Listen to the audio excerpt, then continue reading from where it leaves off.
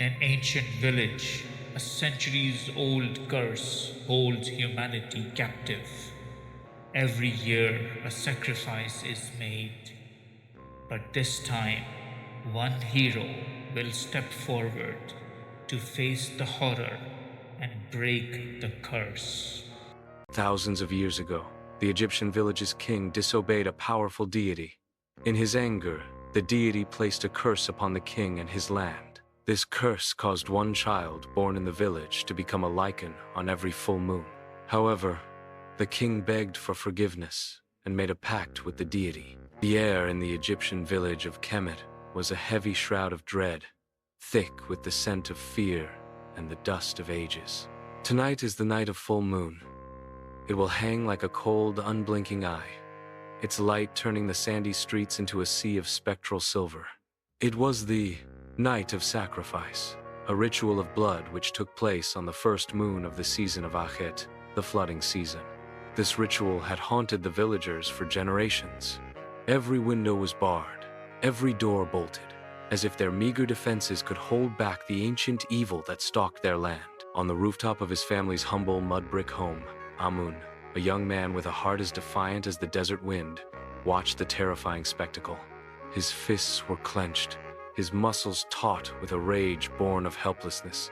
This year, the sacrifice chosen by the elders was his sister, Angsu, a girl whose laughter was as bright as the midday sun.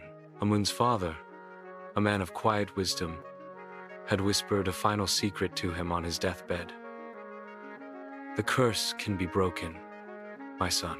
The key lies in the ancient temple and in the blood of the one who truly wields the curse. But he only had a few hours before the sacrifice would happen.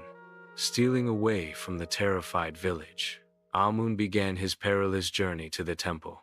The desert wind carried whispers of a bygone era, and the dunes seemed to shift and writhe around him, taking on the shapes of hungry predators.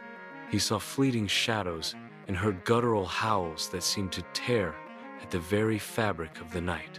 It was as if the land itself was trying to stop him, to protect the curse that had held it in its thrall for so long. He arrived at the temple, its colossal stones bearing witness to a forgotten history. The hieroglyphs on its walls told a story of a power-hungry king who, in his arrogance, had mocked a powerful deity. The deity, enraged, cursed the kingdom, turning its finest warriors into monstrous beasts, the Lycan. However, the king, in a moment of desperate clarity, made a dark pact. An annual human sacrifice would appease the Lycan, buying a year of peace in exchange for one life. Amun's father had been right. The curse was a choice, not an inevitability. Deep within a hidden chamber, Amun found an ancient tome, bound in weathered leather and etched with symbols of power.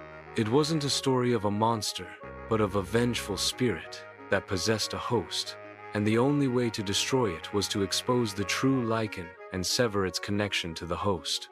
Back in the village, the air was thick with a palpable tension. The villagers, gathered in the central square, were swayed by the words of Nefertari, the village's oldest woman. With a face as wrinkled and hardened as petrified leather, she spoke of Amun's supposed demise, claiming the Lycan had taken him. Her words were laced with a venomous piety, designed to ensure Angsu's sacrifice would proceed without delay. Just as Angsu was brought to the altar, a monstrous figure burst from the shadows.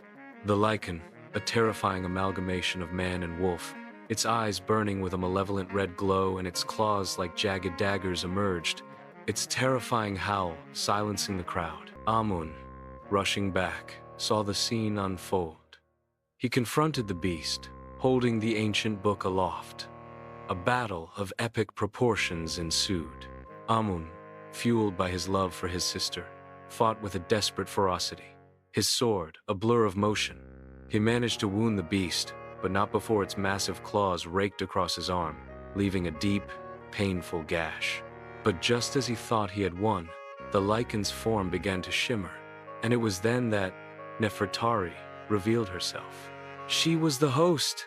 With a horrifying shriek, she lunged at Amun, her face a mask of pure evil. The Lycan was not a separate entity.